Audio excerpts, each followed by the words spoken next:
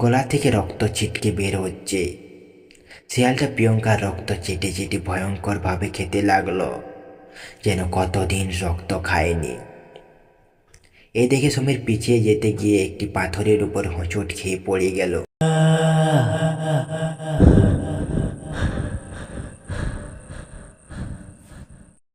আপনারা দেখছেন ভুতুড়ে কান্না। এখানে গল্প নয়, রহস্য শোনানো হয়। নমস্কার, আজকে নিয়ে চলে এসেছি আপনাদের জন্য একটি খাঁটি গ্রাম বাংলা ভূতের গল্প। গল্পটি যদি ভালো লেগে থাকে তাহলে একটি লাইক করতে ভুলবে না, আর চ্যানেলে নতুন হলে চ্যানেলটিকে অবশ্যই সাবস্ক্রাইব করে আমাদের সাথে যুক্ত হন। আর হ্যাঁ, কমেন্ট বক্সে অবশ্যই লিখে জানাবেন আপনার নাম কি, আপনি কোথা থেকে দেখছেন। আজকে 4 নম্বর এপিসোডে রয়েছে রূপার প্রিয় আমবাগান। তো দেরি না করে গল্প শুরু করা যাক। গ্রামের শেষ প্রান্তে একটি ছোট্ট বাড়ি, যার চারপাশে সবুজ ধানের ক্ষেত। বাড়ি থেকে একটু দূরে সেই আমবাগান। সন্ধ্যার আলো যখন সোনালি রোদ্দুর হয়ে পড়ে, তখন বাড়ি থেকে মনে হয় স্বপ্নের মতো। এই বাড়িতে থাকতো সমীর, তার বোন রূপা আর তাদের মা। বাবা ছিলেন না, কয়েক বছর আগে তিনি চলে গেছেন অন্য জগতে। কিন্তু তার স্মৃতি এখনও জড়িয়ে আছে বাড়ির প্রতিটি ইঁটে, প্রতিটি আম গাছের পাতায়। সমীরের মা সুজাতা দিনরাত পরিশ্রম করে সংসার চালাতেন। কখনো ধান খেতে কাজ করে, কখনো গ্রামের বাজারে ছোট্ট দোকান দেয়। রূপা তখন স্কুলে পড়ে, আর সমীর কাজ করে শহরের একটি কারখানায়। সংসারের অভাব অনটন ছিল, কিন্তু তাদের মধ্যে ছিল অটুট ভালোবাসা। বাবা যখন বেঁচে ছিলেন, তখন বাড়িতে হাসি আড্ডায় ভরপুর থাকতো, আর সমীর ও রূপাকে সেই আম বাগানে নিয়ে গিয়ে গল্প শোনাতেন, গান গাইতেন। আর সমীরকে নিয়ে মাঝে মধ্যে মাছ ধরতে যেতেন পাশের পুকুরে। এখনও সমীরের মনে হয়, পুকুরের জলে বাবার প্রতিচ্ছবি ভেসে ওঠে। রূপা বাবার কথা মনে করে কাঁদে, কিন্তু মা তাকে সান্ত্বনা দেন। বাবা আমাদের দেখছেন, তিনি শান্তিতেই আছেন। সমীরের উপর সংসারের ভার দিন দিন বাড়ছিল। মায়ের কষ্ট দেখে তার চোখে জল আসত। সে ভাবত, যদি সে বেশি রোজগার করতে পারত, তাহলে তার মাকে আর কাজ করতে হতো না। একদিন গ্রামের ঘটক এসে বললেন, সমীর, তোর বিয়ের কথা ভাবছি। তুই ভালো ছেলে, তোর জন্য একটা ভালো পাত্রী পেয়েছি, বিয়ে করবি? সমীর প্রথমে রাজি হয়নি। সংসারের টানাটানি, তার উপর আবার বিয়ের খরচ। কিন্তু মা তাকে জোর দিলেন, বিয়ে করবি, সংসার করবি, আমরা কষ্ট করব, তবু তোর জীবনটা ঠিকঠাক হোক। বিয়ের দিনক্ষণ ঠিক হলো। সুজাতা তার গহনা বেচে দিলেন, রূপা তার জমানো টাকা দিয়ে সাহায্য করলো। গ্রামের লোকেরাও এগিয়ে এলো, কে চাল দিল, কে ডাল দিল, কে আবার মাছ। সমীরের বন্ধুরা সাজালো বরযাত্রীর গাড়ি। বিয়ের দিন সকালে আকাশ ছিল নির্মল নীল, পাখির ডাক ছিল গাছে গাছে। সমীর নতুন পাঞ্জাবি পরেছে, আর রূপা তার হাতে মেহেন্দি এঁকে দিচ্ছে। মা চোখের জল মুছে বললেন, আমার ছেলে আজ বড় হলো। বিয়ে হয়ে গেল ধুমধাম করে। বউ এসেছে নতুন সংসারে। সে নাম প্রিয়ঙ্কা। সে শান্ত, মিষ্টি স্বভাবের মেয়ে। প্রথম দিন থেকে সে মায়ের পায়ে হাত দিয়ে আশীর্বাদ নিল, রূপাকে আদর করল বোনের মতো। সমীরের মনে হলো, তার জীবন এখন সম্পূর্ণতা পেয়েছে। সংসারের কষ্ট হয়তো এখনও আছে, কিন্তু এখন সে একা নয়। প্রিয়ঙ্কা তার পাশে আছে, তার মা আছে, রূপা আছে। এক সন্ধ্যায় সমীর আর প্রিয়ঙ্কা বাড়ির উঠোনে বসে আছে। দূরে ধান খেতে জোনাকি জল জল করছে। সমীর বলে, আমি চাইছি আমাদের একটি নিজেদের ছোট্ট দোকান হোক, রূপার পড়াশোনা শেষ হোক, মাকে আর কষ্ট না দিতে। প্রিয়ঙ্কা হেসে বলে, সব হবে, আমরা একসঙ্গে থাকব, কষ্টও ভাগ করে নেব, সুখও। এরকম করেই তাদের সংসারের দিন কাটছিল। দেখতে দেখতে কয়েক মাস কেটে গেল। শরৎকালে সন্ধ্যা নেমে এসেছে গ্রামে। আকাশে কালো মেঘ জমে আছে, যেন কারো বিরহের ভার বইছে। সমীরের বাড়ির উঠানে সবাই জড়ো হয়েছে। মা সুজাতা শেষ নিঃশ্বাস ত্যাগ করেছে। রূপা মায়ের ঠান্ডা হাত দুটি ধরে ফোঁপিয়ে ফোঁপিয়ে কাঁদছে। সমীর মাথা নিচু করে দাঁড়িয়ে আছে, আর প্রিয়ঙ্কা কপালে হাত দিয়ে বারবার বলছে, এ কি হলো, এ কি হলো। মায়ের মৃত্যুর পর বাড়িটা যেন হঠাৎ খাঁ খাঁ করে উঠল। রূপার মনে হচ্ছিল দেওয়ালগুলোও যেন কাঁদছে। গাছের পাতাগুলো শুকিয়ে ঝরে পড়ছে, যেন প্রকৃতিও শোক প্রকাশ করছে। দিন যায়, সপ্তাহ যায়, মাস যায়। রূপা দিন দিন বড্ড একা হয়ে পড়ে। আগে মা থাকতেন, তার গল্প শুনতে শুনতে রাত কাটত। এখন সেই ঘরটা নিঝুম। রূপার মনে হয় তার দাদা এখন আর আগের মতো নেই। সময়ের সঙ্গে যেন সেও বদলে গেছে। সমীর এখন প্রিয়ঙ্কার সঙ্গেই ব্যস্ত। রূপার দিকে তাকাবারও সময় নেই তার। রূপার মনে হয় সে যেন এই পরিবারের অবাঞ্ছিত অতিথি।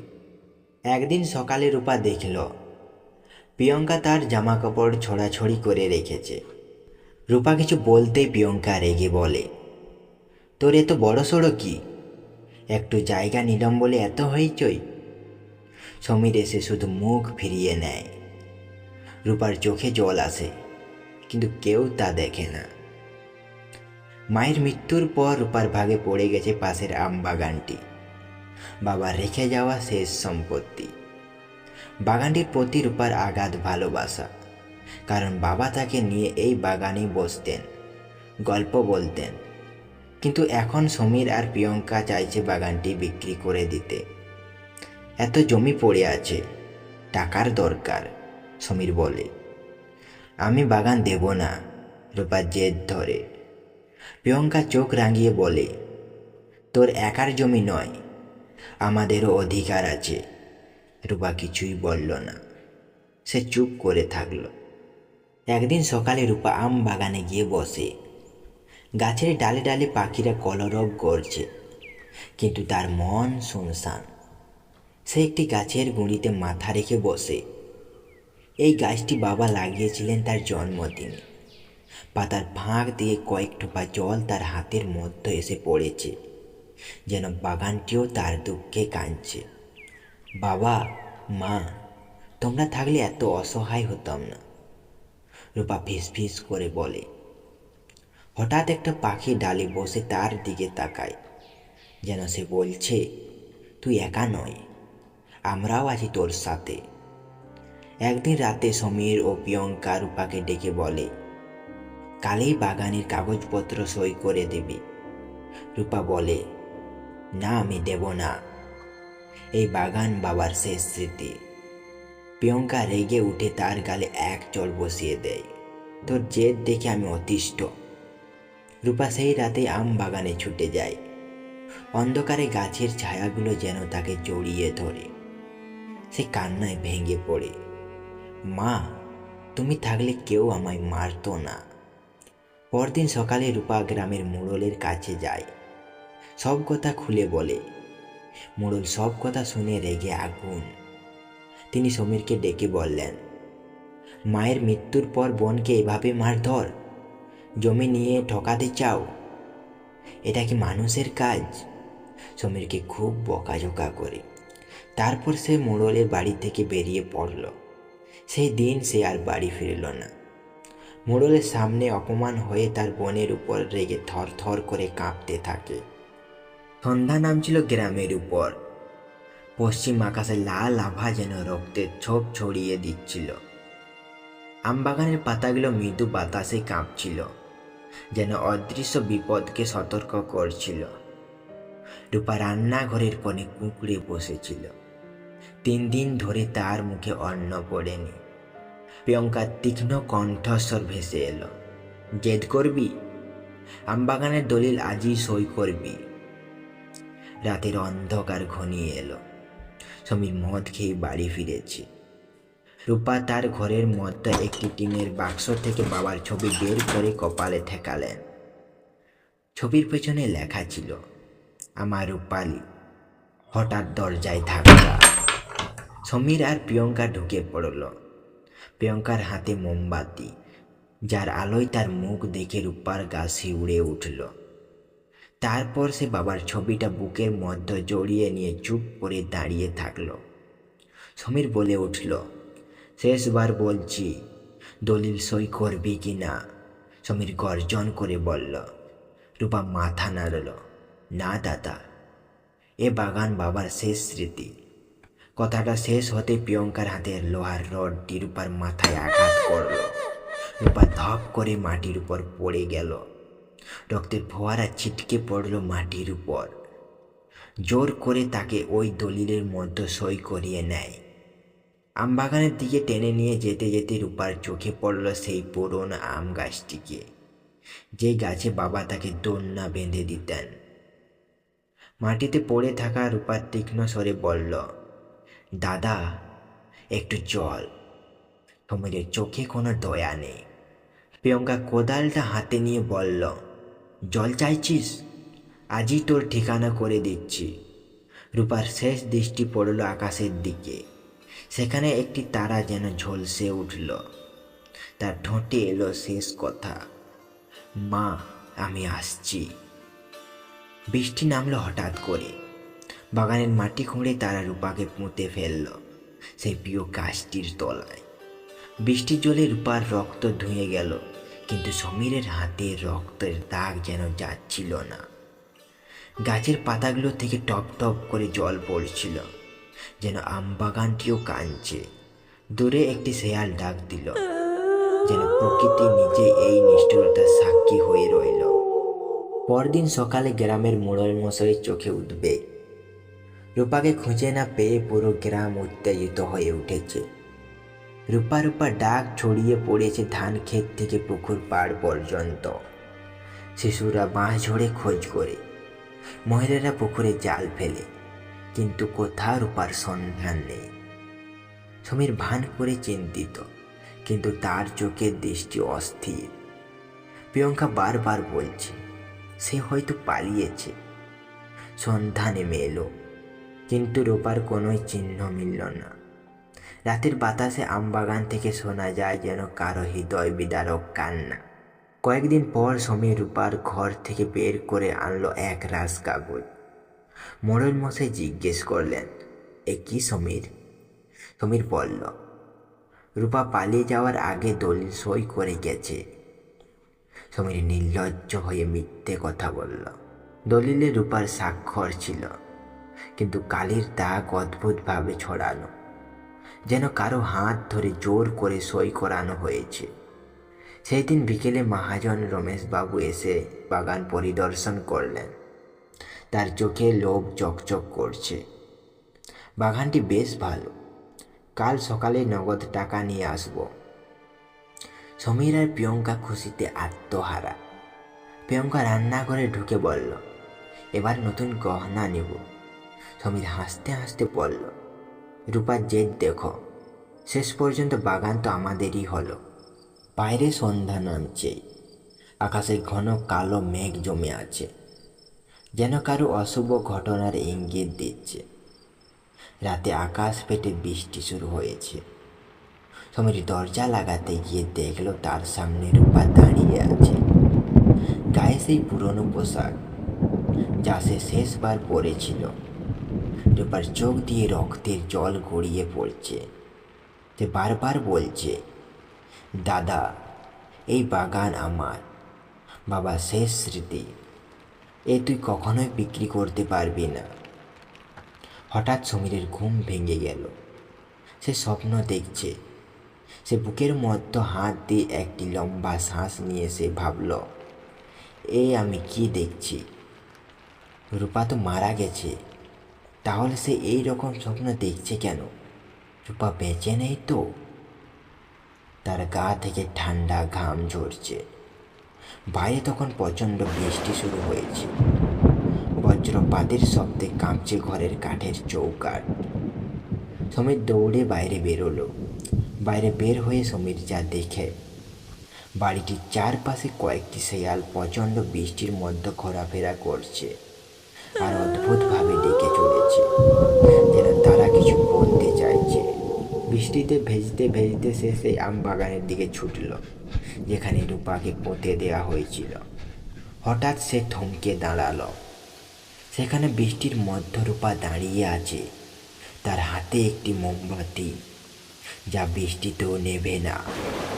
রূপার পায়ের কাছে শুয়ে আছে দুটি শেয়াল, যেন প্রহরী হয়ে রূপাকে পাহারা দিচ্ছে। দাদা! রূপার কণ্ঠস্বর শুনে সমীরের হাড় পর্যন্ত কেঁপে উঠল। এ সমীর কি দেখছে? রূপা ভয়ঙ্কর হয়ে উঠেছে। সে আর আগের অবস্থায় নেই, যেন তার শরীরে এখন অসীম শক্তি। হঠাৎ রূপা বলে উঠল, দাদা, এ বাগান তুই কখনোই বিক্রি করতে পারবি না। প্রিয়ঙ্কা এসে পড়ল পিছনে। সে চিৎকার করে উঠল, এটা কে? রূপা তো মারা গেছে। হঠাৎ একটি শেয়াল ডেকে উঠল।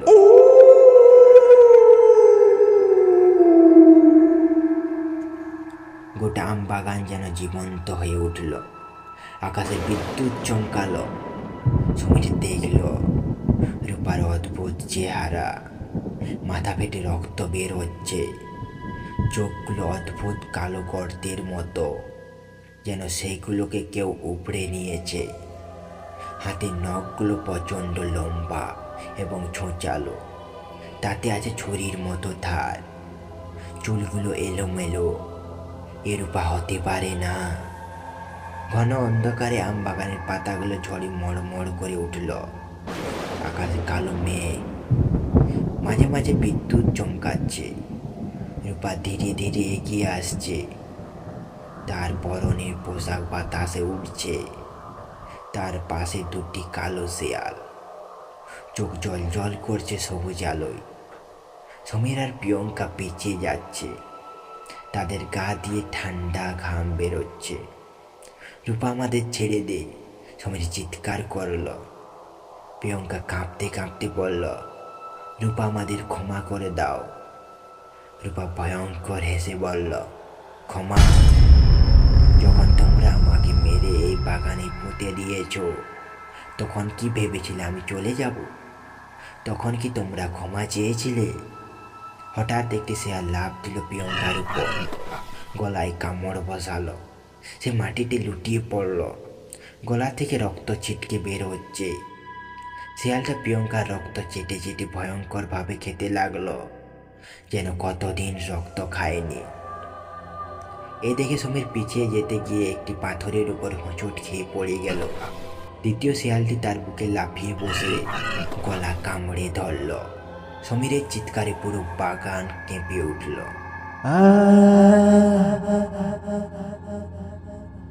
পরদিন সকালে গ্রামবাসীরা আমবাগানে এসে ভয়াবহ দৃশ্য দেখল। প্রিয়ঙ্কার দেহটা ছিন্ন বিচ্ছিন্ন হয়ে পড়ে আছে, মুখে জমে থাকা ভয়ের চিহ্ন। সমীরের গলা প্রায় কাটা অবস্থা, চোখ দুটি যেন অদ্ভুতভাবে উপড়ে নিয়েছে।